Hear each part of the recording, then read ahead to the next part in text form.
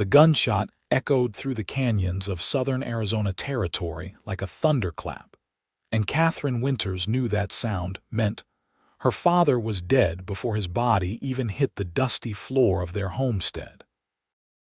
She stood frozen in the doorway, watching three men on horseback disappear into the desert heat, their laughter carrying back on the wind like poison.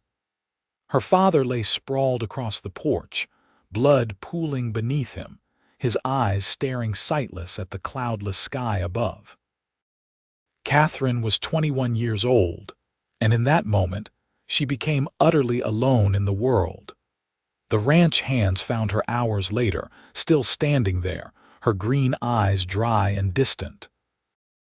They buried her father on the small rise behind the house where her mother already rested, and Katherine spoke not a single word during the entire ceremony. The foreman, an older man named Walter, tried to comfort her, but she pulled away from his touch as though burned. "Miss Katherine, you cannot stay out here alone," Walter said gently. "This land, it is too dangerous for a woman without protection." "I will manage," she replied, her voice hollow and flat, but managing proved harder than pride allowed. Within a week, 2 more ranch hands quit, unwilling to work for a woman. Within 2 weeks, cattle began disappearing. Within 3 weeks, Katherine realized the truth that had been whispering in the back of her mind since the moment those 3 men rode away. They would be back, and next time they would take everything. She rode into Clifton on a Tuesday morning when the sun was already beating down mercilessly on the copper mining town nestled in the mountains. The place buzzed with activity, miners and cowboys and merchants all going about their business. Katherine tied her horse outside the sheriff's office and went inside, her worn dress dusty from the ride. The sheriff, a portly man with an impressive mustache, listened to her story with increasingly uncomfortable expressions crossing his face. When she finished, he leaned back in his chair and sighed. "Miss Winters, I knew your father. He was a good man. But those men you described, they sound like they might be part of the Dalton gang, and I do not have the resources to go chasing after them based on a description alone." "They murdered my father in cold blood," Katherine said, her hands gripping the edge of his desk until her knuckles turned white. "I believe you. But believing and proving are 2 different things in the eyes of the law. My advice: sell the ranch. Take what money you can get and start fresh somewhere safer." Katherine left the office feeling as empty as she had standing over her father's grave. She walked down the main street of Clifton, past the saloons and the general store, past the assay office where men brought their copper and silver to be weighed and valued. She was so lost in her dark thoughts that she did not notice the runaway wagon until strong hands grabbed her waist and pulled her backward, out of the path of the careening vehicle. She stumbled against a solid chest, and those same hands steadied her. Katherine spun around, ready to snap at whoever had grabbed her so familiarly, but the words died in her throat. The man standing before her was tall and lean, with dark hair that curled slightly at his collar and eyes the color of storm clouds. He wore dusty trail clothes and a worn hat, and there was a quiet strength in the way he held himself. He released her the moment she regained her balance, taking a respectful step backward. "Pardon the familiarity, miss, but that wagon would have run you down," he said. His voice was deep and warm, with a slight drawl that spoke of Texas. "I thank you," Katherine managed, smoothing down her skirt with trembling hands. The near miss had shaken her more than she wanted to admit. "You looked 1,000 miles away," the stranger observed. "Dangerous thing in a mining town. These streets can be treacherous." Katherine lifted her chin. "I can take care of myself." Something flickered in those gray eyes, not quite amusement but close. "I do not doubt it, miss. Still, I am glad I was in the right place at the right time." He touched the brim of his hat. "Quincy Thorne, at your service, Katherine Winters." She did not know why she gave him her name.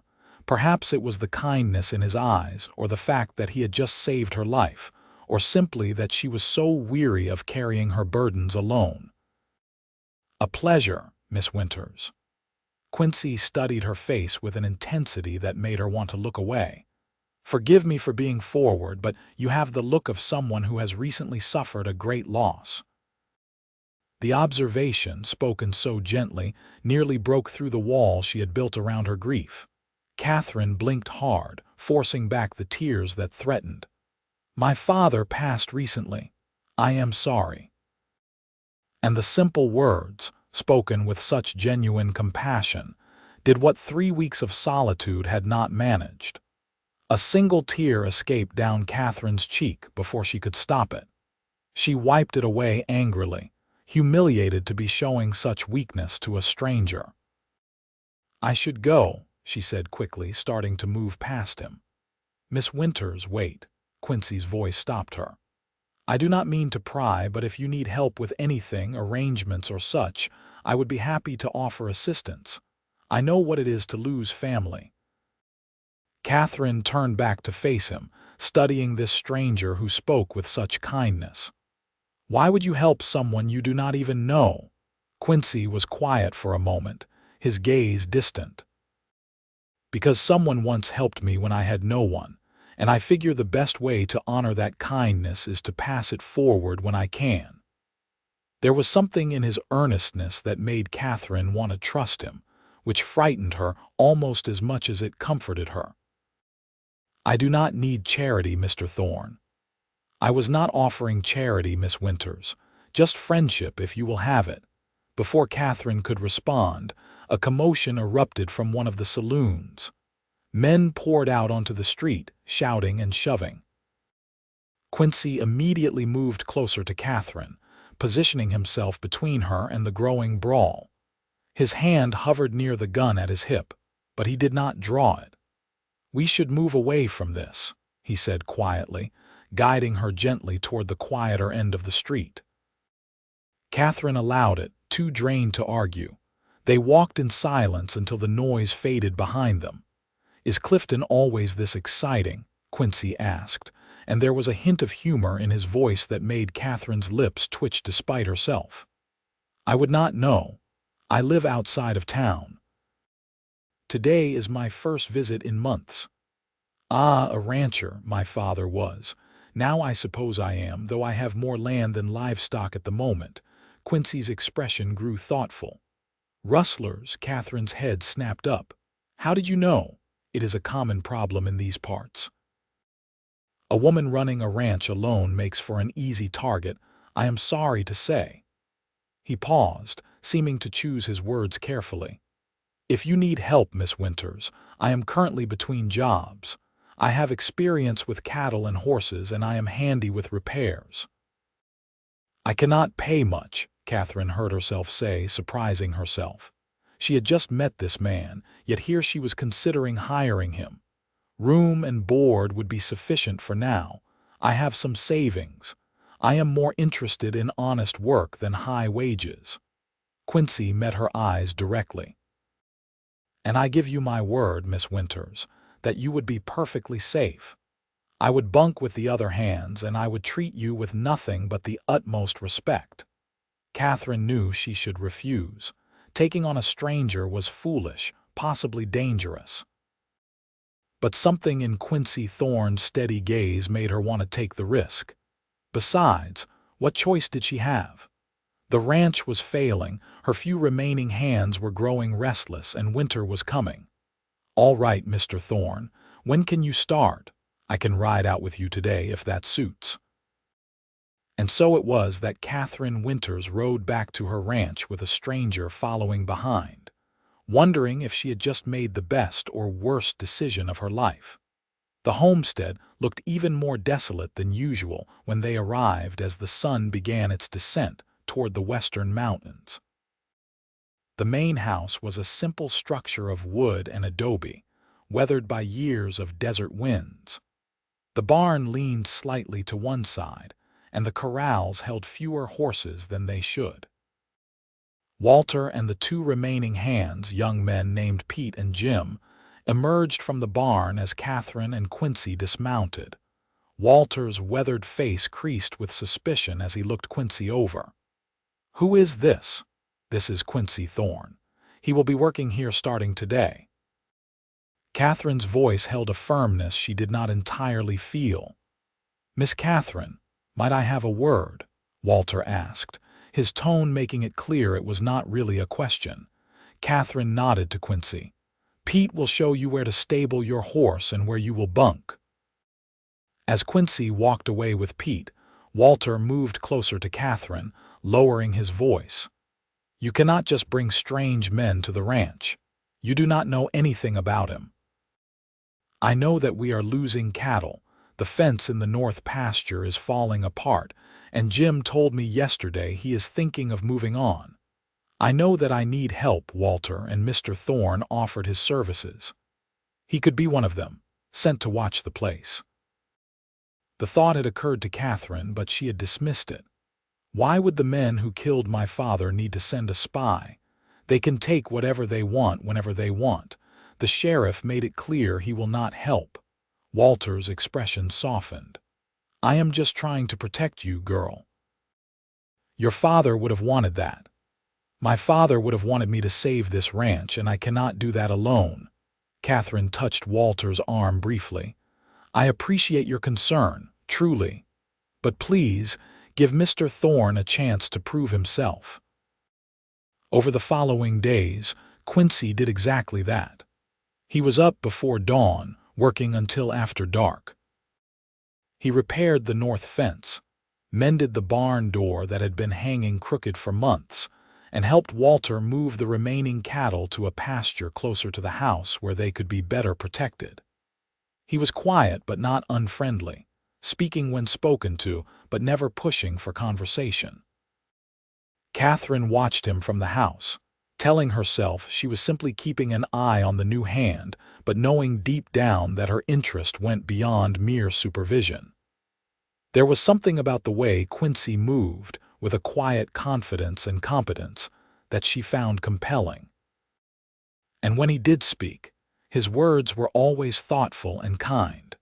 One evening, nearly a week after Quincy's arrival, Katherine brought water out to the men as they worked to reinforce one of the corrals. The October air was finally beginning to cool, bringing relief from the brutal summer heat. She handed out the tin cups, and the men drank gratefully.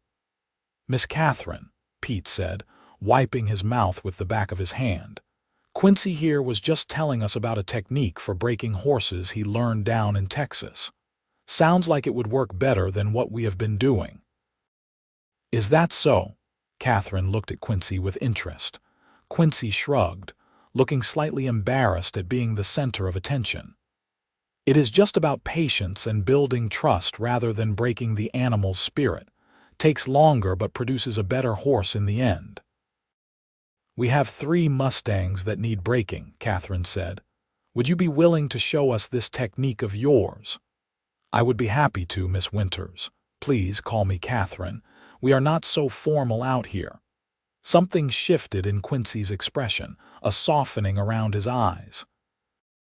"Only if you will call me Quincy." "Fair enough." Over the next several weeks, Katherine found herself spending more time outside, watching Quincy work with the horses. His patience was extraordinary. He would spend hours simply being near an animal, talking to it in low, soothing tones, before ever attempting to touch it. When he finally did begin the actual training, it was done with such gentleness that the horses seemed to want to cooperate. "How did you learn this?" Katherine asked one afternoon, leaning against the corral fence as Quincy worked with a particularly skittish mare. "An old vaquero taught me when I was young. He said that fear and force only create obedience, but patience and respect create partnership." Quincy kept his eyes on the horse as he spoke, his movements slow and deliberate. "I have found it to be true with most things in life, not just horses." "Where was this? In Texas?" Yes, madam, near San Antonio. I worked on a large ranch there for several years. What brought you to Arizona Territory? Quincy was quiet for a long moment, and Katherine thought perhaps she had overstepped. But then he spoke, his voice low. I needed a fresh start. Sometimes a man needs to leave the past behind and build something new. Katherine understood that sentiment all too well. And have you built something new? He finally looked at her, and the intensity in his gaze made her breath catch. I am working on it. Before Katherine could respond, Walter called out from the barn that one of the cows was showing signs of illness, and the moment passed.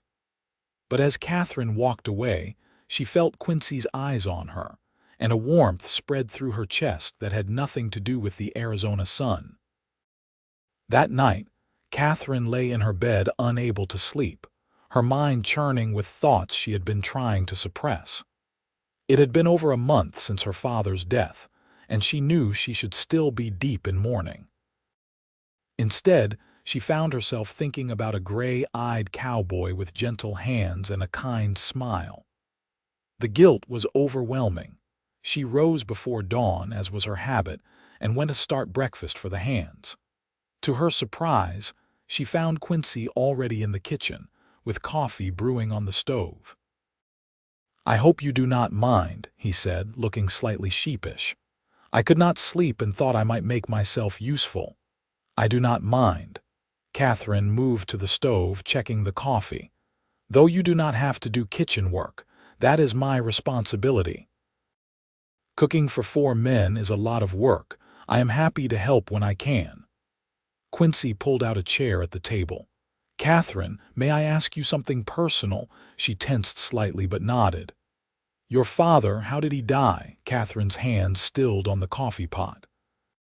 She had not spoken the details to anyone except the sheriff, but looking at Quincy's open, honest face, she found herself wanting to share the burden. He was shot. 3 men came to the ranch, demanded he sell to them for a fraction of what the land is worth. When he refused, they killed him. Rode away laughing. Quincy's jaw tightened and his hands clenched into fists on the table. And the sheriff did nothing, he said without proof or names. His hands were tied. That is convenient for him. The anger in Quincy's voice was barely controlled. Katherine, have these men been back? Is that why the cattle have been disappearing? I think so. I have not seen them, but yes, I believe they are trying to force me to sell by making the ranch unprofitable. Then we need to set up a watch system. Make sure someone is always keeping an eye on the herds, especially at night. We do not have enough men for that. We will make it work. Walter and I can split the night watches. Pete and Jim can take turns during the day. Quincy leaned forward, his expression intense. Katherine, I will not let them hurt you or take this ranch. I give you my word. The fierce protectiveness in his voice made Katherine's heart race. Why do you care so much? You barely know me. Quincy looked down at his hands, and when he spoke, his voice was soft.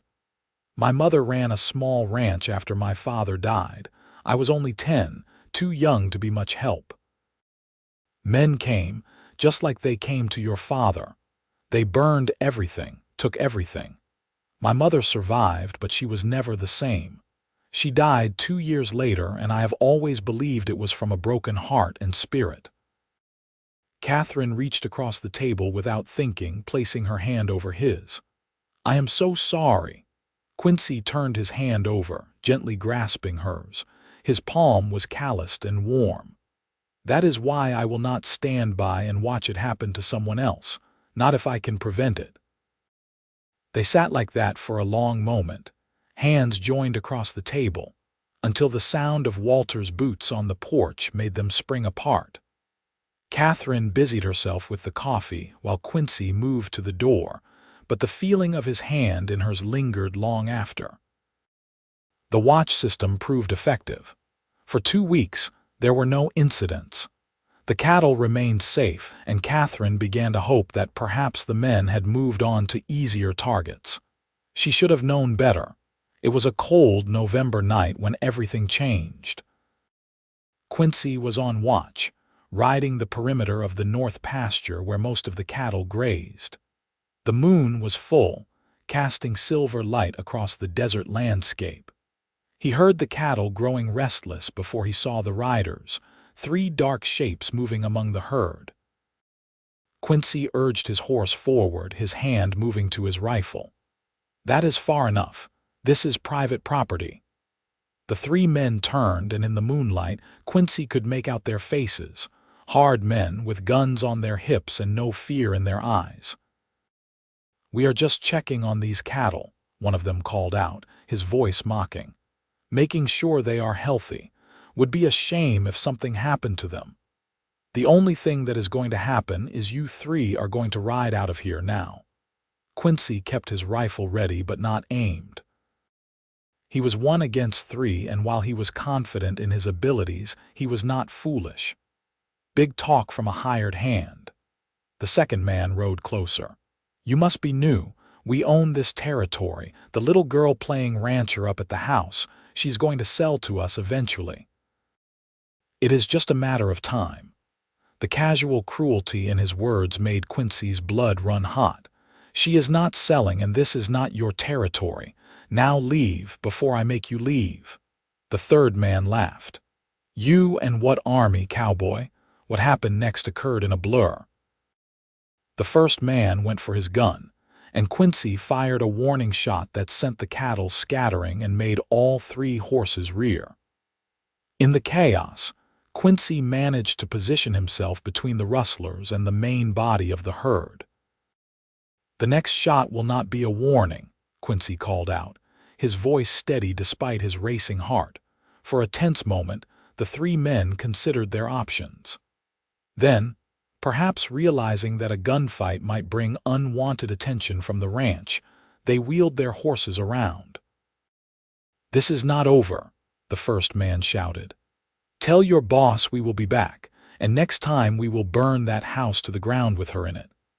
They rode off into the darkness, and Quincy sat trembling in his saddle, the enormity of what had almost happened washing over him. He had faced down 3 armed men, any one of whom could have killed him. And he had done it without hesitation, because the thought of them hurting Katherine was unbearable. That realization shook him almost as much as the confrontation itself. Somewhere in the past month, Katherine Winters had become more to him than just his employer.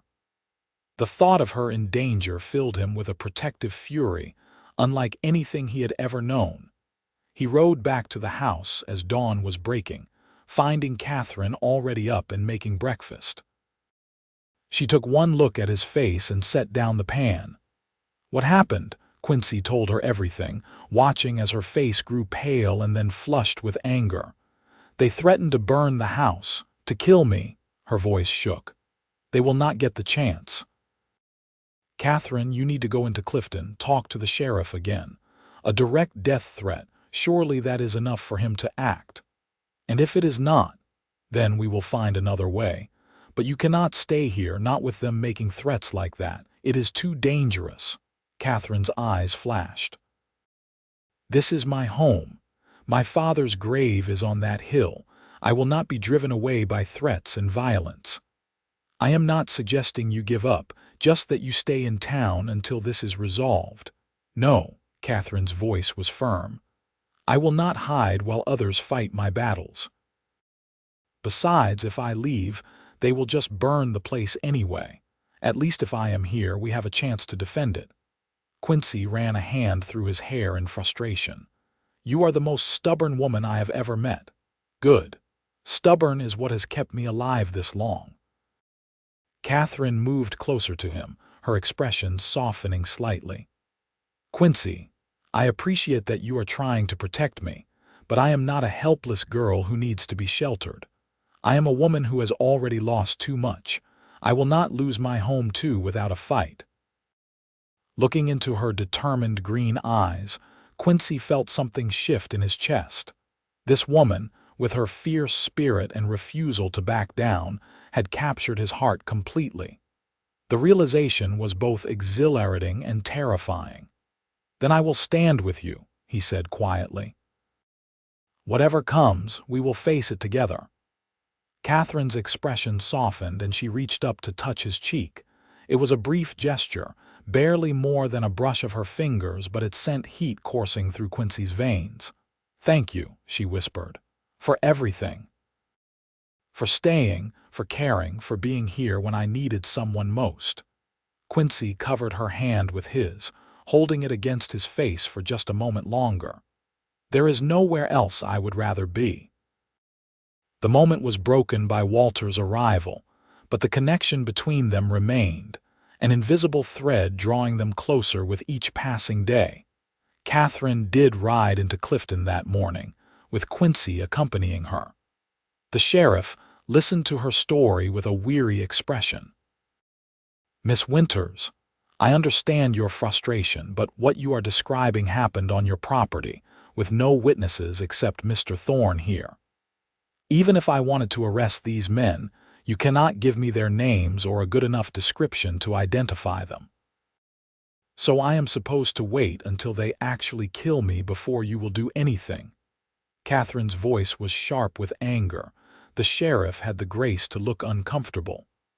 "I am not saying that. I am saying my hands are tied by the law. What I can do is increase patrols out your way, check in more regularly." "That will not stop determined men," Quincy said flatly.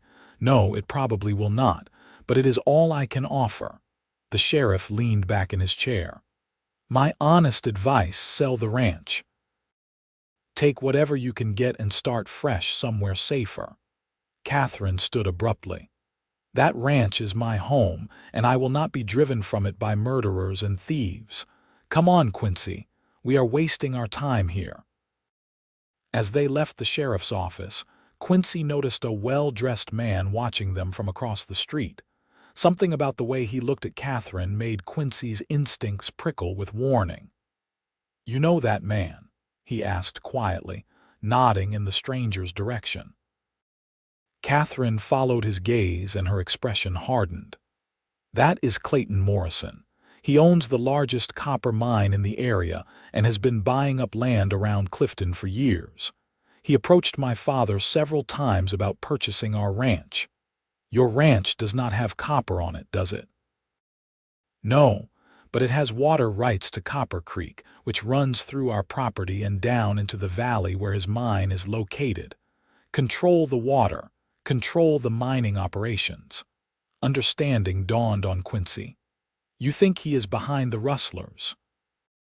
"I have no proof, but the timing is suspicious. The trouble started soon after my father refused his last offer." As if sensing their scrutiny, Morrison crossed the street toward them. He was a handsome man in his 40s, with silver threading through his dark hair and expensive clothes that stood out among the rough miners and cowboys. "Miss Winters, what a pleasure to see you in town." His smile was smooth and did not reach his eyes. "I was sorry to hear about your father." "Such a tragic accident." "It was murder, not an accident," Katherine said coldly. "Of course, forgive me. Poor choice of words." Morrison's gaze shifted to Quincy, assessing and dismissive. "I do not believe we have met." "Quincy Thorne, I work for Miss Winters." "Ah, a hired hand." "How industrious of you, Miss Winters, trying to keep that ranch running. Though I confess I am surprised you are still attempting it. A ranch that size is quite a burden for a woman alone." "I am managing just fine, Mr. Morrison. For now, perhaps. But winter is coming, and I hear you have been having trouble with rustlers. Such a dangerous situation." Morrison's tone was sympathetic, but there was something calculating in his eyes. "My offer still stands, you know. I would pay fair market value for your property, enough for you to start a comfortable life somewhere safer, more suitable for a lady. The ranch is not for sale."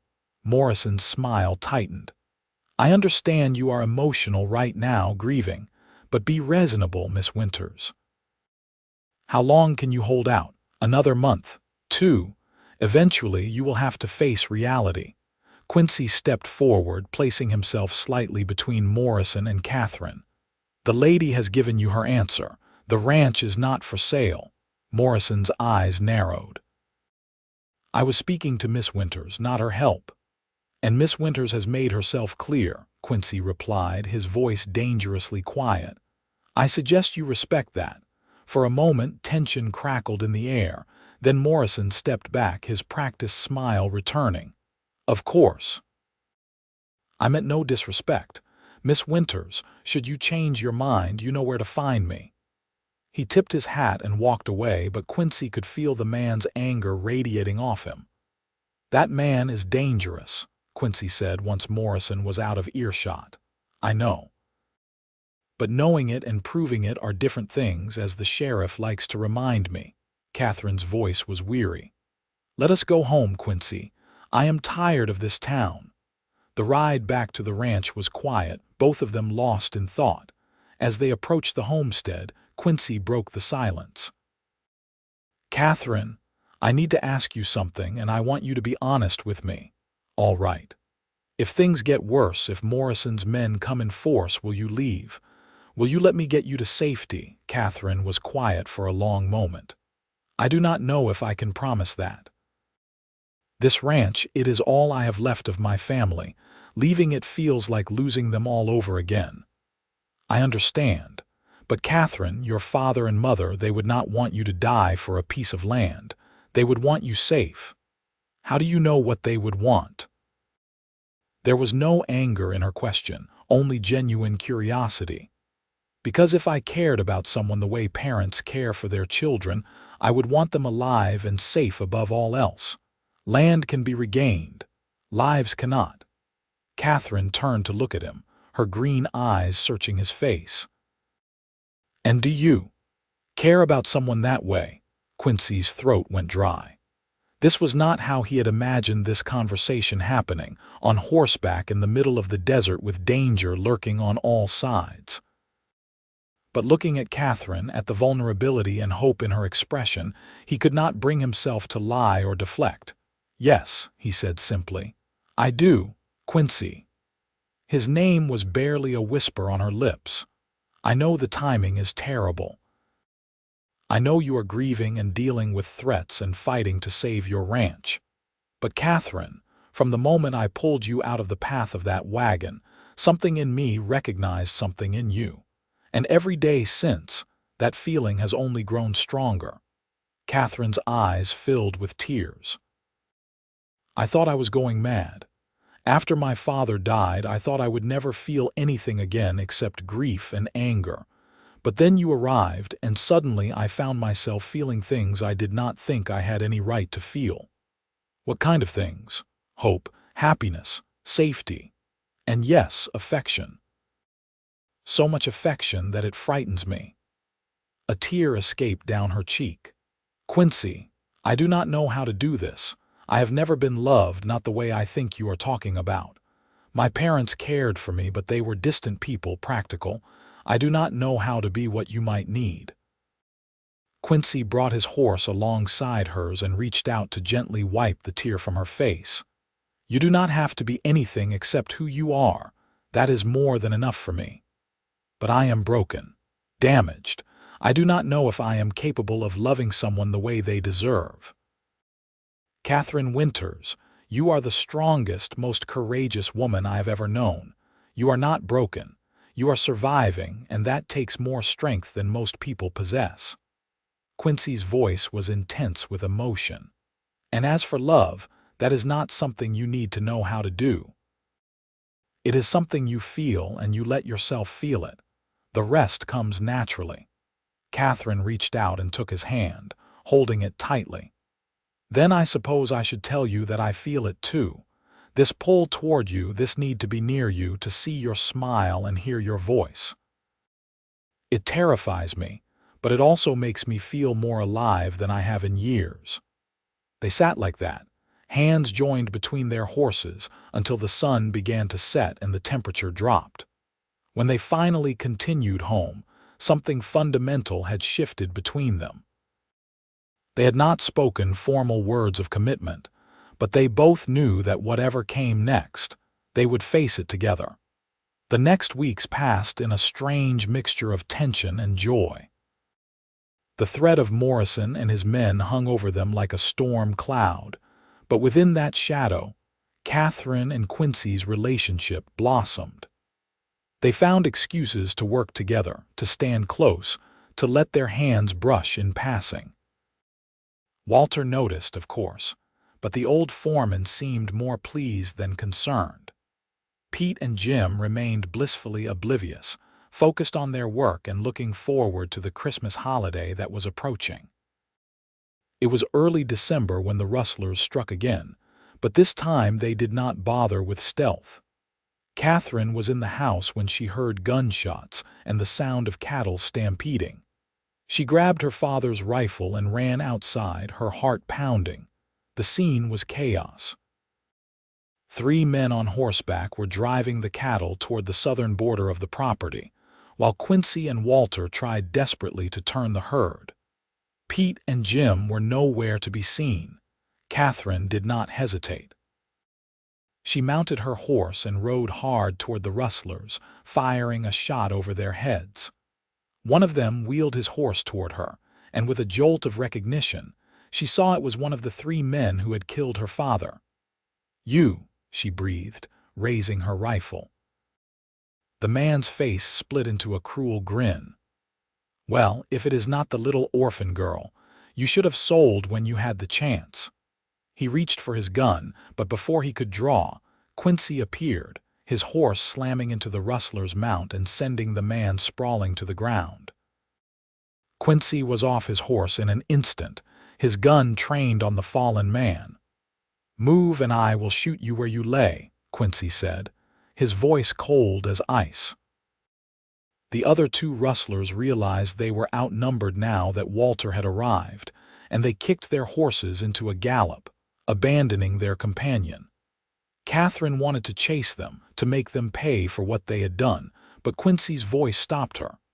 "Katherine, do not. You have this one." "That is enough." She knew he was right. With shaking hands, she dismounted and approached the captured rustler. Up close, she could see the fear in his eyes, and it gave her a savage satisfaction. "You murdered my father," she said, her voice shaking. "I watched you do it." "You cannot prove anything," the man spat. "Maybe not. But the sheriff can charge you with attempted cattle rustling. That is a hanging offense in these parts." Katherine looked up at Quincy. "Tie him up. We are taking him into Clifton." It took 3 hours to secure the cattle, retrieve Pete and Jim from where the rustlers had tied them in the barn, and prepare the prisoner for transport. By the time they rode into Clifton, the sun was setting. The sheriff was distinctly unhappy to see them, especially with a bound man thrown over a horse. "What is this, Miss Winters?" "This is one of the men who killed my father. He is also a cattle rustler. We caught him in the act with witnesses." The sheriff's eyes narrowed as he looked at the captive. "That is Buck Halloran. He rides with the Morrison gang." "Morrison, as in Clayton Morrison?" Quincy asked sharply. The sheriff realized his mistake too late. "Now, I did not say that. The fact that some of Morrison's mining security occasionally ride with Halloran does not prove any connection." "Mining security?" Katherine's voice was sharp. "Why would a mine owner need men like this for security?" The sheriff looked uncomfortable. "To protect his interests. There are a lot of claim jumpers and thieves in mining country." "Or to intimidate people into selling their land," Quincy said flatly. "That is a serious accusation with no proof." The sheriff grabbed Halloran's arm, hauling him toward the jail. "I will hold this one on rustling charges, but you would be wise to be careful about throwing around names like Clayton Morrison without evidence." As the sheriff dragged the prisoner away, Katherine felt a mixture of triumph and frustration. They had captured one of her father's killers, but the man truly responsible was still free and untouchable. "It is not enough," she said quietly. "No, but it is a start." Quincy placed a hand on her shoulder. And now Morrison knows we are not easy targets. That might make him think twice. They spent the night at the hotel in Clifton, in separate rooms with Walter bunking in with Quincy for propriety's sake. Katherine barely slept, her mind racing with thoughts of Morrison and what his next move might be. Morning brought an unexpected visitor. Katherine was having breakfast in the hotel dining room when Clayton Morrison himself walked in and sat down at her table uninvited. "Miss Winters, I heard about the excitement last night. I must apologize." Katherine set down her coffee cup carefully. "Apologize for what, Mr. Morrison?" "For the fact that men who occasionally work for me were involved in criminal activity on your property. I assure you, I had no knowledge of their actions. Buck Halloran was employed as security for my mine, nothing more. What he did in his personal time was his own business." "How convenient for you." Morrison's expression hardened. "I understand you are upset, but I am trying to be gracious here, Miss Winters. I'm even willing to increase my offer for your property as compensation for your troubles. The ranch is not for sale. Not now, not ever." "You are making a mistake. With Halloran talking to the sheriff, making wild accusations to save his own neck, things could get very uncomfortable for everyone involved." "Is that a threat?" "It is a warning. I am a respected businessman in this community, Miss Winters. My word carries weight. If I say someone is making false accusations, people tend to believe me." Before Katherine could respond, Quincy appeared at her side. His presence was like a shield, and Morrison visibly drew back. "Is there a problem here?" Quincy asked quietly. "No problem at all. I was just leaving." Morrison stood, adjusting his expensive coat. "Miss Winters, think carefully about your future. Pride is not worth dying for." He walked away, leaving Katherine shaking with suppressed rage. Quincy sat down in the chair Morrison had vacated, reaching across the table to take her hand. "He is scared. That is why he came here, to try to intimidate you into silence or selling. I do not understand why he wants my ranch so badly. Yes, the water rights are valuable, but surely there are other sources. Not as reliable as Copper Creek, I would wager. And if he controls all the land and water in this area, he controls who can and cannot operate here. It is about power as much as profit." Katherine closed her eyes, suddenly exhausted. "I do not know how much more of this I can take, Quincy. I am tired of fighting, tired of being afraid." Quincy moved his chair closer, taking both her hands in his. "Then let me carry some of that weight. You do not have to be strong all the time, Katherine. It is all right to lean on someone else." Looking into his gray eyes, Katherine felt the walls she had built around her heart beginning to crumble. "I do not know how. Start small. Tell me what you need right now in this moment. I need to not feel so alone." Quincy stood, gently pulling her to her feet. Right there in the hotel dining room, in front of God and everyone, he wrapped his arms around her and held her close. Katherine buried her face against his chest, breathing in the scent of leather and soap, and something uniquely him. For the first time since her father's death, she allowed herself to truly feel the grief, the fear, the overwhelming loneliness that had been eating at her soul. And Quincy held her through it all, one hand cradling her head while the other rubbed soothing circles on her back. He murmured soft words of comfort, promising her that she was not alone, that he was there, that he would not leave. When Katherine finally pulled back, her eyes were red but dry. "I am sorry. That was not very dignified." "There is nothing undignified about being human." Quincy cupped her face in his hands, his thumbs gently stroking her cheeks. "Katherine, I need to tell you something, and I need you to really hear me." She nodded, unable to look away from the intensity in his eyes. "I am falling in love with you. No, I have already fallen. I love you, Katherine Winters, with everything I am. And I am going to spend the rest of my life proving to you that you are worthy of being loved, that you deserve all the happiness this world can offer." Catherine's breath caught. She opened her mouth to respond, but Quincy shook his head gently. "You do not have to say anything back. I'm not telling you this to pressure you or to expect reciprocation. I am telling you because you need to hear it. You need to know that someone sees you, all of you, the strength and the vulnerability, the courage and the fear, and loves you completely." Tears spilled down Catherine's cheeks, but these were different from the grief she had shed moments before. These were tears of wonder, of hope, of feelings so intense she could barely contain them. "Quincy Thorne, you are the most unexpected thing that has ever happened to me." Her voice shook with emotion. "I do not have pretty words or grand declarations, but I do know that when I wake up in the morning, the first thing I want to see is your face. I know that your happiness matters to me as much as my own. I know that the thought of losing you terrifies me more than losing the ranch ever could. If that is love, then yes, I love you too."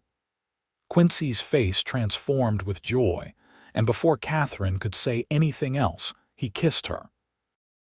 It was gentle and fierce all at once, a promise and a question and an answer. Catherine's hands came up to grip his shirt, holding him close, pouring everything she could not say into that kiss. When they finally broke apart, both breathing hard, Quincy rested his forehead against hers. "Marry me."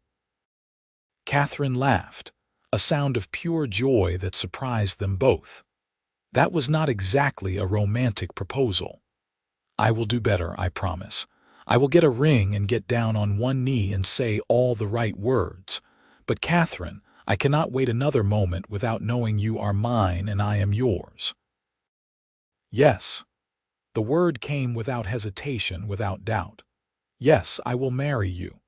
This time when Quincy kissed her, Catherine heard someone in the dining room start to applaud, and then others joined in. When they broke apart, laughing and slightly embarrassed, they saw that several of the hotel guests had witnessed the entire exchange and were smiling and clapping. Walter appeared in the doorway, taking in the scene with a knowing grin. "Well, it is about time you two figured that out. Now, can we please go home? I have had enough of town for one trip."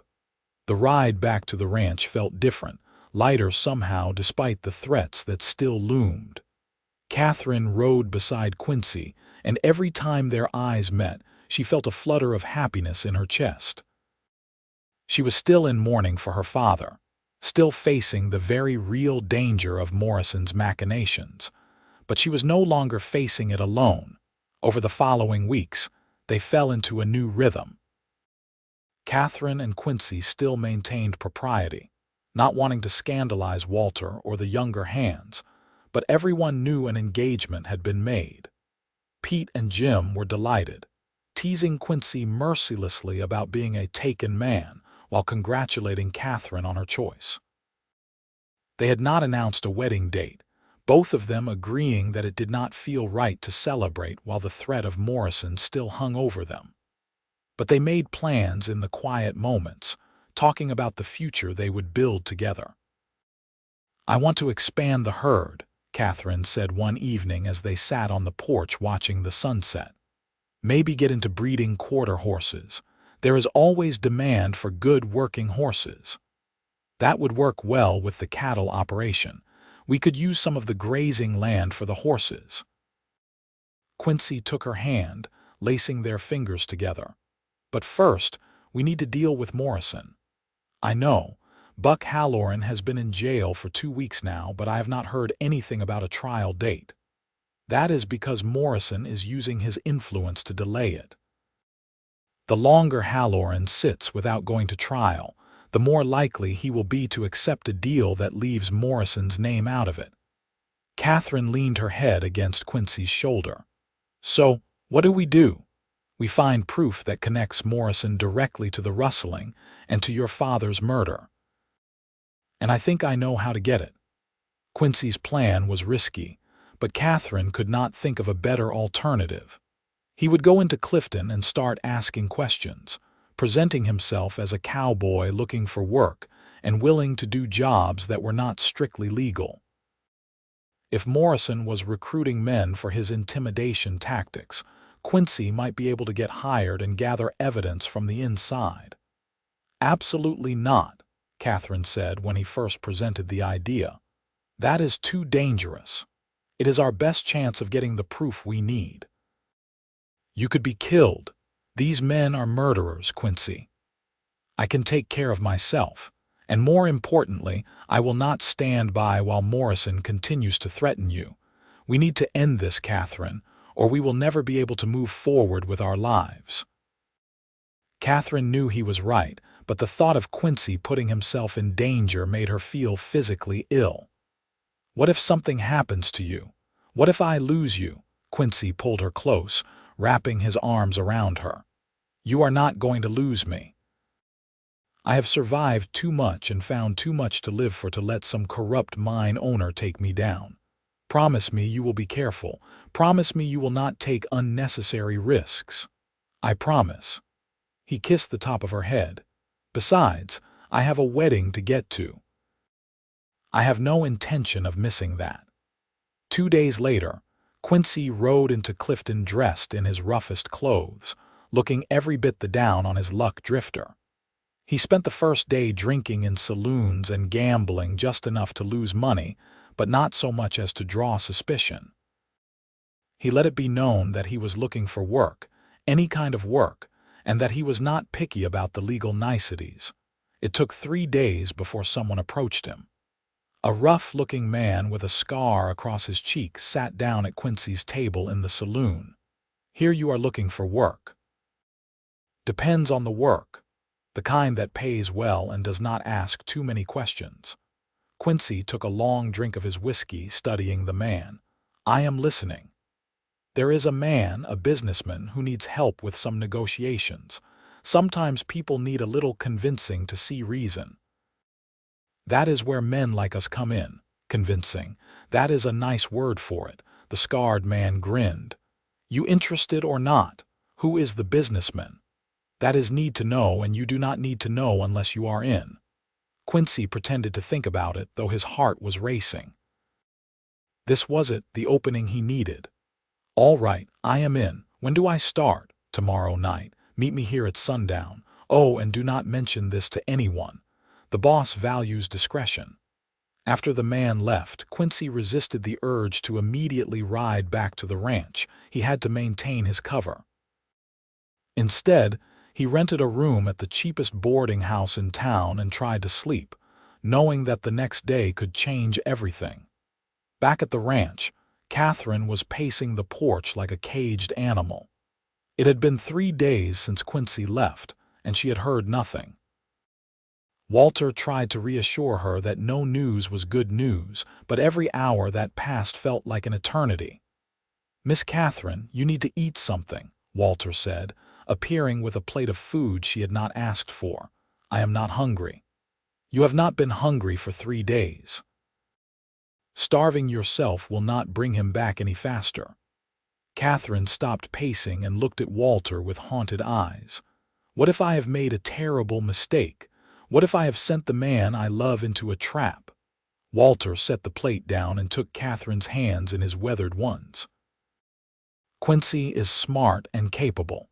He knew the risks when he volunteered for this, and he did it because he loves you and wants to build a safe future with you. The best thing you can do is trust him and be ready to act when he gets back with information. And if he does not come back, then we will burn Morrison's empire to the ground," Walter said fiercely. "But it will not come to that. Have faith, girl." In Clifton, Quincy met with the scarred man as planned. He was introduced to 2 other men, rough types who looked like they had spent more time in jail than out of it. Together, they rode out of town toward the south. "Where are we going?" Quincy asked. "There is a ranch about 10 miles from here. Owner has been stubborn about selling. We are going to make him reconsider." Quincy's blood ran cold. This was exactly what Morrison's men had done to Katherine's father. He had to find a way to stop this without blowing his cover. They arrived at a small homestead just as the sun was setting. A man in his 50s came out of the house, his face going pale when he saw the 4 riders. "I already told Morrison I am not selling," he called out. The scarred man dismounted. "That is not the answer Mr. Morrison wants to hear. Maybe you need some time to think about it. Hard to think when your barn is on fire, though." He pulled out a bottle of kerosene, and Quincy knew he had to act. "Wait." Everyone turned to look at him. "What?" the scarred man demanded. "Burning the barn is too obvious. Makes it easy for the law to get involved." Quincy forced himself to sound casual, like he had done this 100 times before. "Better to kill some of his livestock. Make it look like sickness. He will lose money but cannot prove anything." The other men considered this, and the scarred man slowly nodded. "That is actually smart. See, this is why the boss likes hiring men with brains." Quincy's mind raced. He had bought some time, but he needed to do more. "But not tonight. If we hit him right after making threats again, too obvious. Give it a week, let him relax, then strike." The scarred man laughed. "You are a cold one, friend. I like it. All right, we will do it your way, but Morrison will not be happy about the delay. Tell Morrison that good work takes patience. If he wants this done right, he will wait." They rode back to Clifton, and Quincy's mind churned with plans. He had to warn that rancher, had to get him to safety, but he could not do it in a way that would expose his true purpose. And he needed more concrete proof of Morrison's involvement. His opportunity came 2 nights later when the scarred man, whose name turned out to be Jack, invited him to meet with Morrison directly. "The boss wants to look you over. Make sure you are worth keeping on," Jack explained as they walked toward Morrison's office above the largest saloon in town. Clayton Morrison sat behind an expensive desk that looked absurdly out of place in the rough mining town. He studied Quincy with calculating eyes. "Jack tells me you are smart, that you think before you act." "I have found that approach keeps me alive and out of jail," Quincy replied. "An admirable philosophy. I could use more men with that kind of discipline." Morrison poured 2 glasses of whiskey, sliding one across the desk to Quincy. "Tell me, Mr. Thorne, how do you feel about working for me on a more permanent basis?" Quincy's heart nearly stopped at the use of his real name, but he kept his face neutral. "Depends on the pay and the work." Morrison smiled, and it was like watching a snake bare its fangs. "Did you really think I would not check up on a new man in my employ?" "I know exactly who you are, Mr. Thorne. I know you are engaged to Katherine Winters. I know you came to town looking to gather evidence against me." Quincy's hand moved toward his gun, but 3 men appeared from the shadows, their weapons already drawn. He was trapped. Now, no need for violence," Morrison said smoothly. "I am willing to make you an offer, a very generous offer, in fact. I am not interested in anything you have to offer, not even Catherine's life." Morrison's voice was soft, almost gentle, but the threat was unmistakable. "You see, I have been patient with Miss Winters. I have given her multiple chances to sell and leave peacefully, but my patience is at an end. One way or another, I will own that ranch by the end of the month. If you hurt her, I will kill you," Quincy said flatly. "I believe you would try." "But you are in no position to make threats." Morrison leaned forward. "Here is my offer. You convince Katherine to sell, I will pay her double what the ranch is worth. You 2 take the money and start fresh somewhere far from here. Everyone gets what they want. Except Katherine does not want to sell. Then you need to change her mind. Because the alternative is that I take the ranch anyway, and neither of you live to see what I do with it." Quincy stared at Morrison, seeing the cold calculation in his eyes, and knowing that this man meant every word. "And if I convince her to sell, you will leave her alone. Leave us alone. You have my word as a gentleman." The word of a murderer and a thief. Morrison's expression hardened. Choose your next words very carefully, Mr. Thorne. I am offering you and your bride a chance to live. I suggest you take it. I need time. Katherine is stubborn. I cannot just walk in and demand she sell. You have 1 week. If she has not signed the deed over by then, well, I am afraid there will be unfortunate accidents. Mining country is dangerous after all. So many ways a person can die. Morrison's men escorted Quincy out of the office and back onto the street. His mind was reeling, trying to process everything that had just happened. Morrison knew who he was, had probably known from the beginning. This had all been a test, a way to put Quincy in an impossible position. He rode hard for the ranch, arriving just before dawn. Katherine was awake, sitting on the porch with a rifle across her lap. When she saw him, she was on her feet and running to him before he even finished dismounting. "Quincy, thank God, I was so worried." She threw her arms around him, and he held her tight, breathing in the scent of her hair and trying to memorize the feel of her in his arms. "We need to talk," he said quietly. "And you are not going to like what I have to say." Inside the house, with Walter present as well, Quincy told them everything. He watched Katherine's face go from fear to anger to something that looked like resignation. "So Morrison is giving us a choice," she said when he finished. "Sell and live or stay and die." "There has to be another way," Walter said. "We could go to the territorial marshal, get help from outside Clifton. Morrison owns too many people. By the time the marshal investigated, if he even bothered to come, we would all be dead." Quincy looked at Katherine, his heart breaking. "I hate this. I hate that I am even considering asking you to give up your home. But Katherine, I cannot protect you against Morrison's entire organization. If we stay, he will kill us. It is that simple." Katherine stood and walked to the window, staring out at the land her father had worked so hard to build. "I told myself I would never let anyone drive me from this place, that I would die before I gave up. I know. But that was before." She turned to face him, and there were tears on her cheeks. "That was before I had something to lose that mattered more than land and water rights. Quincy, I cannot lose you, I cannot." Quincy went to her, pulling her into his arms. "You are not going to lose me. If we stay, I will. Morrison will make sure of it." Katherine looked up at him, her green eyes filled with anguish. "I do not want to sell. Every part of me rebels against it, but I cannot be responsible for your death. I cannot.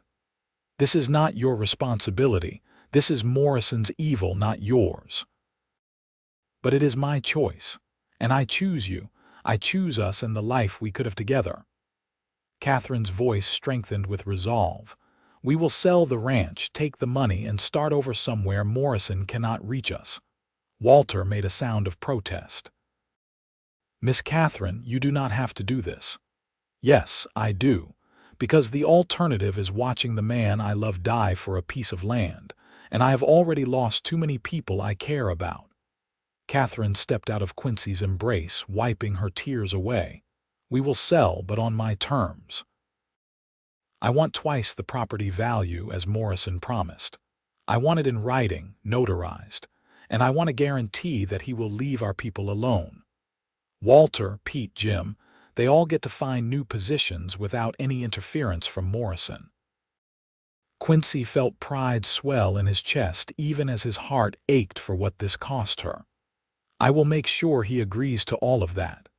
And Quincy, I want to be there when you meet with him. I will not hide while others negotiate my surrender." The meeting was set for 3 days later at the Clifton Land Office. Katherine dressed in her best dress, the black one she had worn to her father's funeral. She wore her grief like armor, her spine straight and her head high. Morrison was already there when they arrived, looking pleased with himself. "Miss Winters, I am glad you have finally seen reason. Save your false pleasantries, Mr. Morrison. Let us complete this transaction so I never have to see your face again." Morrison's smile slipped for a moment before he regained his composure. "Of course. I have had the papers drawn up. You will see that I am offering significantly more than market value, as promised." Katherine read through the documents carefully, checking every clause and condition. Quincy stood behind her, one hand resting lightly on her shoulder in support. Finally, she nodded. "I want one more thing. I want it written in that Buck Halloran will testify honestly about who hired him.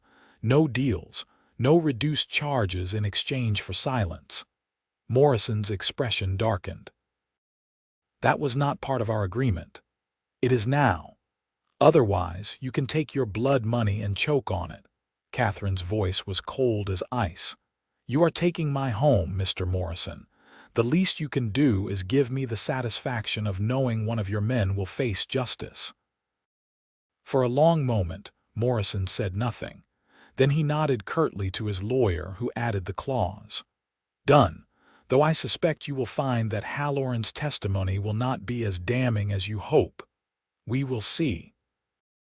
Katherine signed the deed with a steady hand, though Quincy could see the tension in her shoulders. When it was done, Morrison handed her a bank draft for an amount that made even Quincy's eyes widen. "Pleasure doing business with you, Miss Winters. Or should I say, Mrs. Thorne-to-be."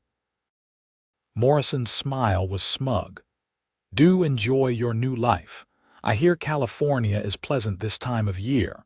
Katherine stood, clutching the bank draft in one hand and taking Quincy's arm with the other. "I hope you choke on your greed, Mr. Morrison.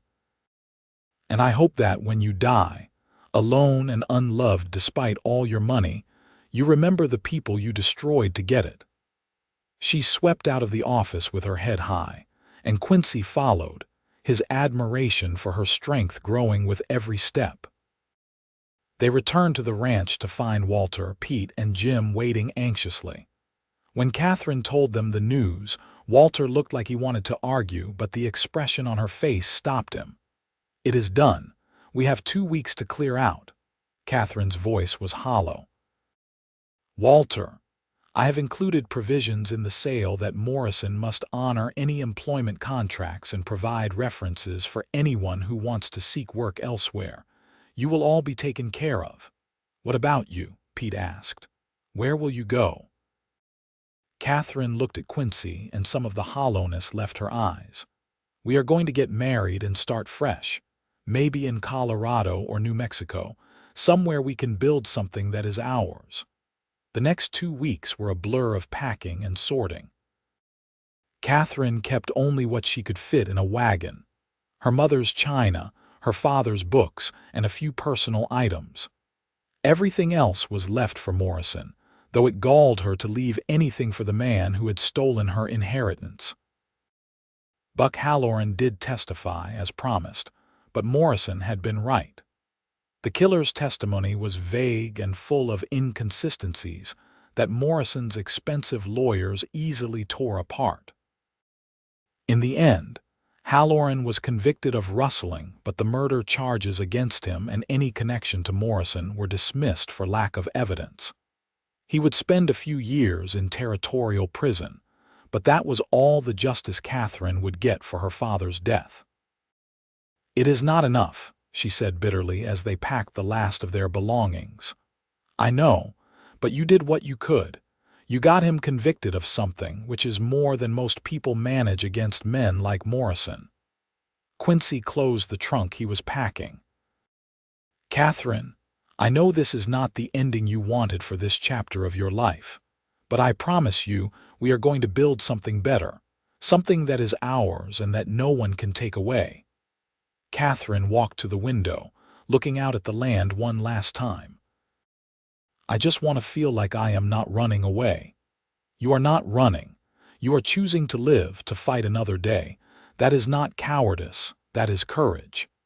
They were married the next morning by a traveling preacher who happened to be passing through Clifton. It was a simple ceremony with only Walter, Pete, and Jim as witnesses. Katherine wore a blue dress that had been her mother's, and Quincy wore his best clothes, which were still trail-worn but clean. There were no flowers, no music, no celebration. Just two people promising to love and honor each other for the rest of their lives. When the preacher pronounced them husband and wife, Quincy kissed Katherine with all the love and promise he could not find words for.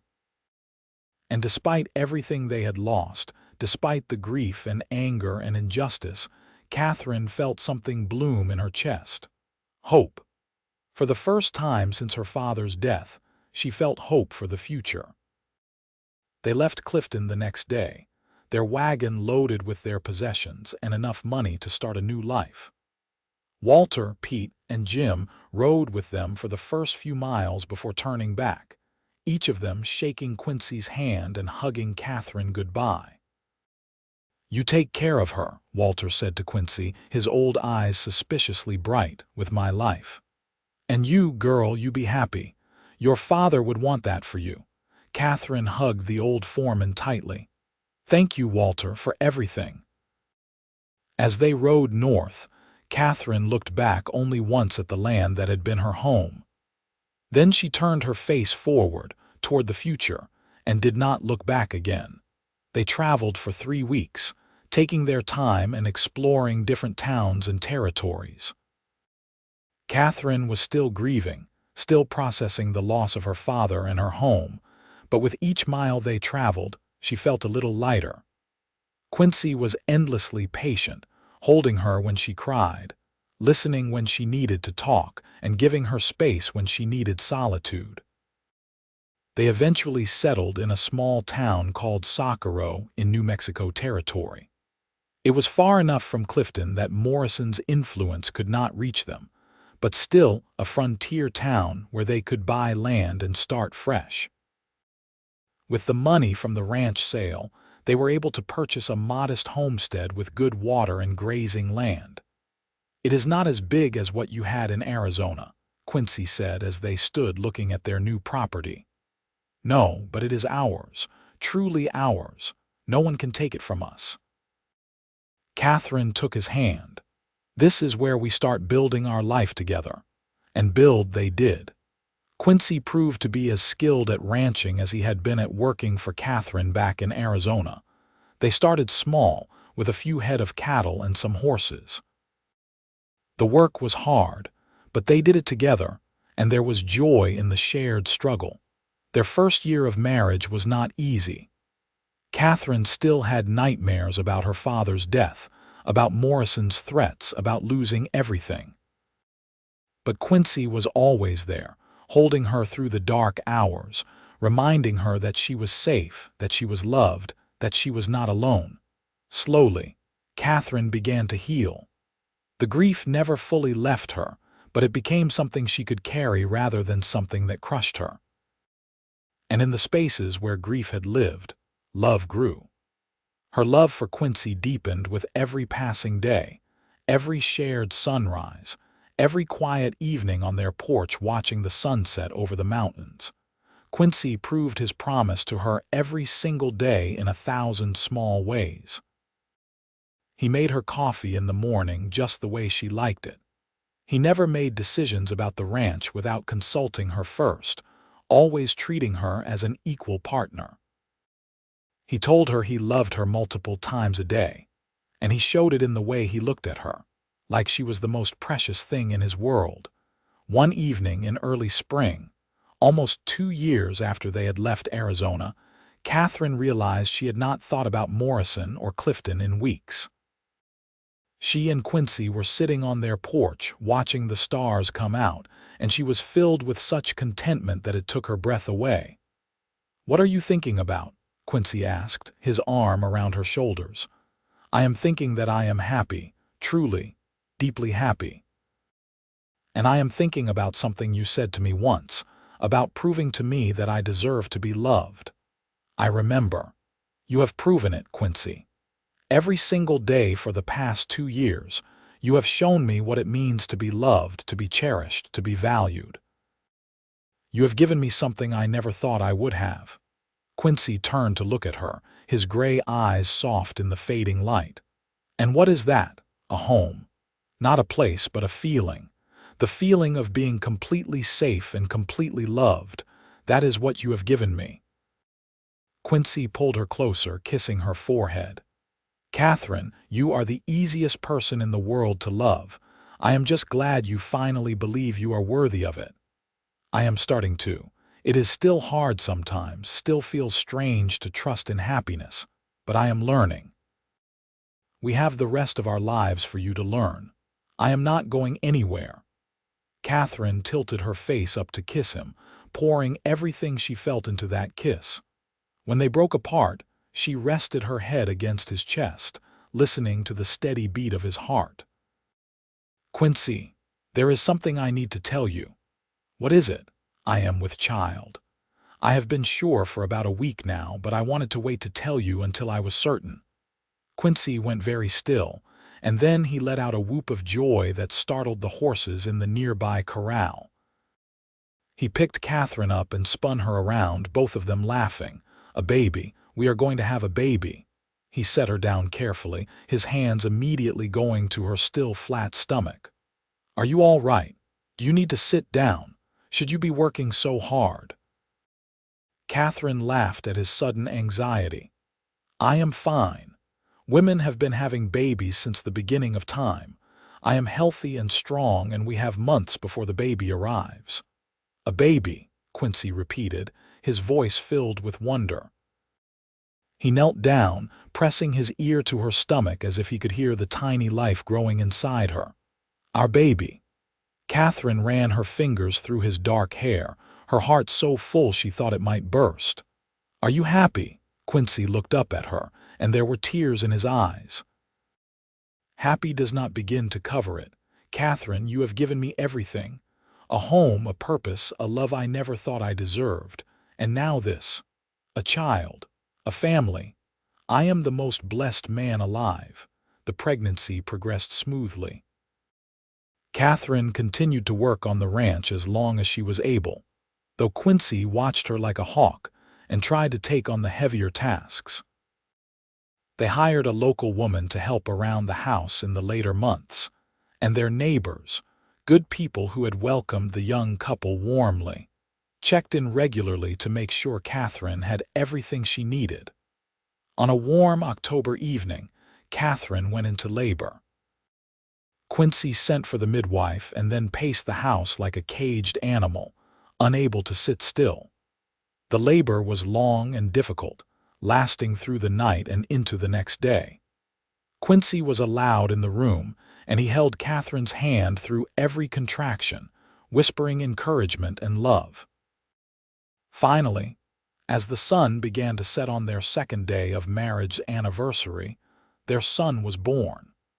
He came into the world screaming, his tiny fists waving in outrage at the indignity of birth. The midwife cleaned him up and placed him in Katherine's arms, and Katherine looked down at the tiny, perfect face and felt her heart expand in ways she had not known were possible. He is beautiful, she whispered, tears streaming down her face. Quincy sat beside her on the bed, one arm around her shoulders while the other hand gently touched their son's soft cheek. He is perfect. You are perfect. Katherine, I love you so much. What should we name him? Katherine asked, unable to look away from their baby's face. I was thinking Thomas after your father, if that is all right with you. Fresh tears spilled down Katherine's cheeks. Yes, Thomas Quincy Thorne, our son. Little Tommy, as they called him, was a good baby. He had his mother's green eyes and his father's dark hair, and he was loved beyond measure. Quincy was a natural father, patient and gentle, willing to wake up for midnight feedings, and happy to walk the floor with a crying baby. Katherine watched her husband with their son and fell even more deeply in love with him. The ranch prospered. Word spread about the quality of their cattle and horses, and they found themselves with more business than they could handle. They hired 2 hands to help with the work, good men who were respectful and hardworking. The homestead that had started as a modest fresh start grew into a thriving operation, When Tommy was 2, Katherine became pregnant again. This time, the pregnancy was easier, perhaps because she knew what to expect. Their daughter, Rose Elizabeth, was born on a spring morning when the wildflowers were in bloom. She had her father's gray eyes and her mother's auburn hair, and she was as spirited as her brother was calm.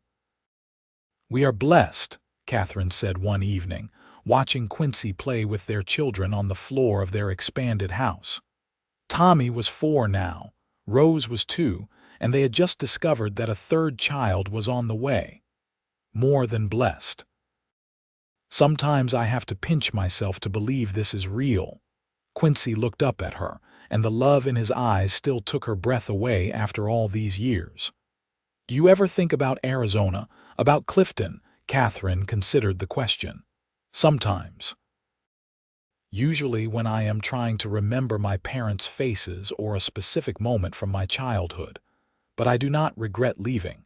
How could I, when leaving brought us here? I heard news from Clifton recently. Morrison's mine played out last year. He lost most of his money and influence. There are rumors he had been living off credit and intimidation for years before it all caught up with him. Good. Though I suppose I should not take pleasure in another person's downfall. He earned his downfall. You owed him nothing, least of all mercy." Quincy stood, coming to sit beside Katherine on the settee. "But he is part of our past, and our past is behind us. This is our life now. These beautiful children, this ranch we built together, the community we are part of, this is what matters." "You are right, as always." Katherine leaned her head against his shoulder. "Quincy, do you remember what I said to you? That night before you went to Clifton to investigate Morrison, you said a lot of things that night. I said I had never been loved, not the way you were offering to love me. I remember. I do not think that anymore. I know now what it means to be truly loved. And it is not just in the grand gestures or the big moments. It is in every day, in every small kindness, in every time you choose me and our family above everything else. You have spent these years proving to me that I am worthy of love, and I finally believe it." Quincy took her hand, raising it to his lips. "Good, because I plan to spend the rest of my life continuing to prove it. Every single day, Katherine, I will choose you. I will love you. I will be grateful for the gift of your presence in my life. And I will do the same for you. Because, Quincy, you saved me. Not just from Morrison, not just from the danger in Clifton. You saved me from a life of loneliness and grief. You showed me that even after loss there can be joy. Even after heartbreak, there can be healing. Even after the worst has happened, there can still be love." They sat together as the sun set, watching their children play, and Katherine marveled at the life she had built. It was not the life she had imagined as a girl growing up in Arizona territory. It was better. It was real and hard and beautiful, filled with love and laughter and the kind of happiness that comes from choosing each other every single day. Their third child, a boy they named James, was born that winter. He was followed by 2 more children over the next several years, another girl named Margaret, and finally another boy they called William. The house that had started as a modest structure was expanded twice to accommodate their growing family. The years passed in a blur of childhood milestones and ranch work, of community gatherings and quiet evenings as a family. Tommy grew into a responsible young man who loved the ranch and planned to take it over someday. Rose was spirited and independent, already talking about becoming a teacher. James was quiet and thoughtful, fascinated by books and learning. Margaret was the peacemaker, always trying to smooth over conflicts between her siblings. And little William was still young, but he showed signs of inheriting his father's gift with horses. Katherine and Quincy grew older together, their love deepening and maturing with time. There were challenges, of course. Years when drought threatened the ranch, times when children were sick or injured, moments of disagreement and frustration. But through it all, they held tight to each other and to the promises they had made on that simple wedding day in Clifton. On their 20th anniversary, Quincy surprised Katherine with a trip back to Arizona Territory. She had not been back since they left, and at first, she was reluctant. "I do not know if I want to see it again," she admitted. "What if it brings back all the pain? Or what if it brings closure? Katherine, you have spent 20 years building a beautiful life, but I think there is still a part of you that needs to say goodbye to that place properly." Quincy took her hands. "We do not have to go if you truly do not want to, but I think it might be good for you." They left the children with trusted neighbors and made the journey south. Clifton had changed in 20 years. It was bigger now, more established, though still rough around the edges. The copper mines had expanded, though Quincy heard that Morrison's mine had indeed played out and been sold to new owners. They rode out to Katherine's old ranch, now owned by a family named Patterson who had bought it from Morrison years ago. The house had been expanded, the barn rebuilt. The land looked prosperous and well cared for. "It is different," Katherine said, looking at the place that had been her childhood home. "Does that bother you?" "No, it is good that it is different. It means life went on. The land is being used and cared for." "That is what my father would have wanted." Katherine rode up the small hill where her parents were buried. To her surprise, the graves were still there, still marked and maintained. Someone had even planted flowers. She dismounted and stood between the two graves, feeling Quincy's presence behind her but giving her the space to have this moment alone with her parents. "Hello, Mother." "Hello, Father," she said softly. "I am sorry it has taken me so long to come back. I was angry for a long time, angry at what was taken from us. But I am not angry anymore. I have built a good life, a life I think you would be proud of. I married a good man who loves me and treats me as an equal partner. We have 5 children, your grandchildren, who are healthy and happy and full of life. We have a ranch in New Mexico, not as big as this one was, but it is ours and it is thriving." Tears streamed down her face, but they were not tears of grief. They were tears of release, of finally letting go of the guilt and pain she had carried for so long. "I forgive you for not being perfect parents. I forgive myself for not being able to save you. And I forgive this land for the grief it brought me, because without that grief, I would never have found the joy I have now. Rest well. I will carry you both in my heart always." Quincy came to stand beside her, taking her hand. Together they stood in silence for a long moment, honoring the dead before turning back to the life they had built together. On the ride back to Clifton, Katherine felt lighter than she had in years. "Thank you for bringing me here. I did not know how much I needed that. You are welcome. I am just glad I could be here with you."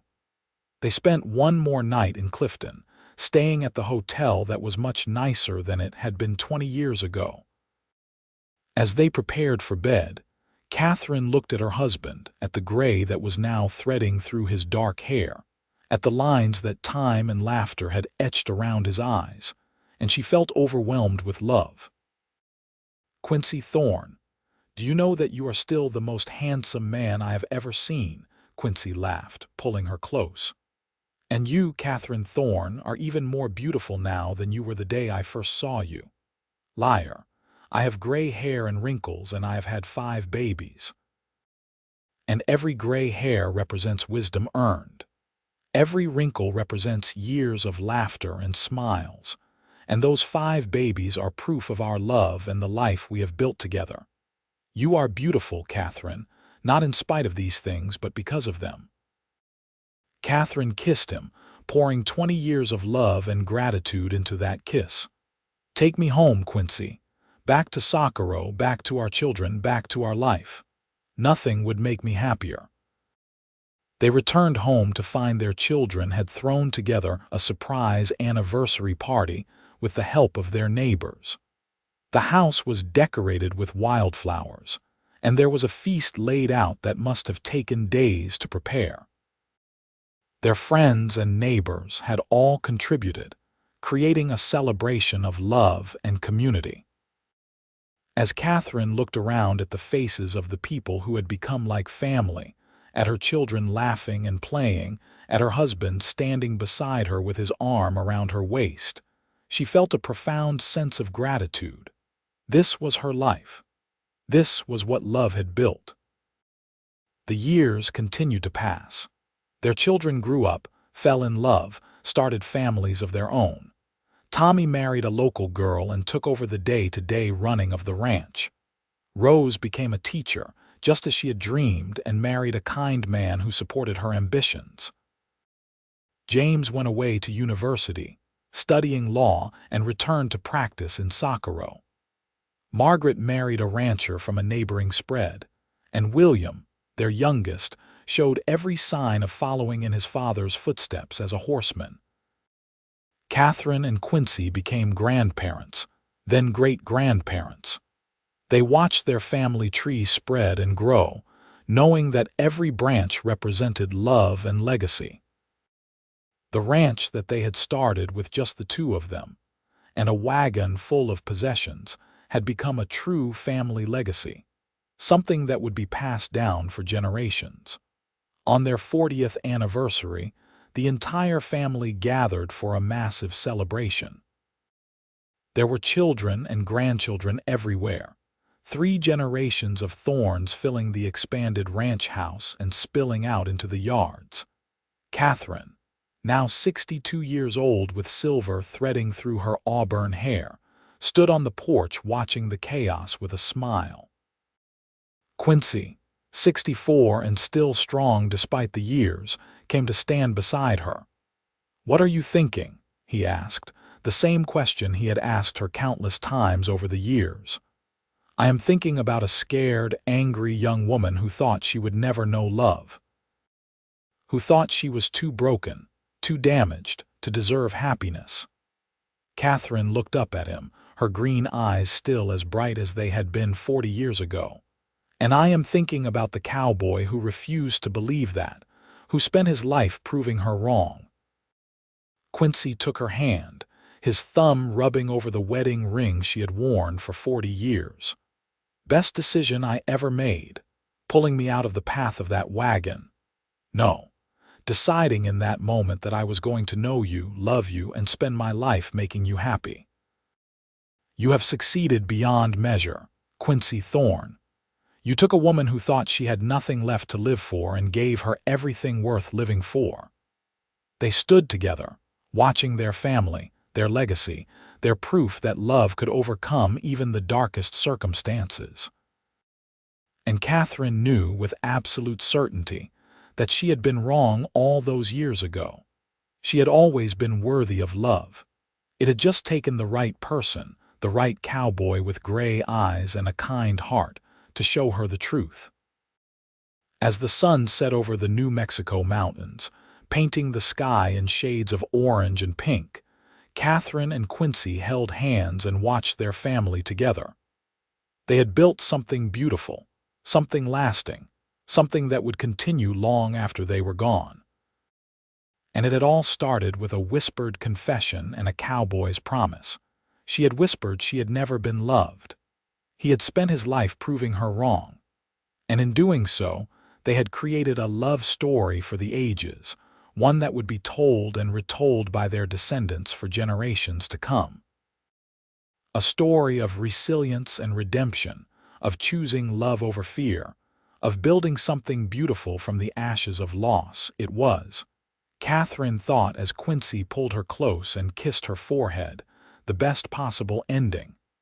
Not an ending at all, really, but a continuation. Because true love never really ends. It just grows and expands, touching more lives, creating more joy, spreading more light into the world, and she had been loved. Oh, how she had been loved.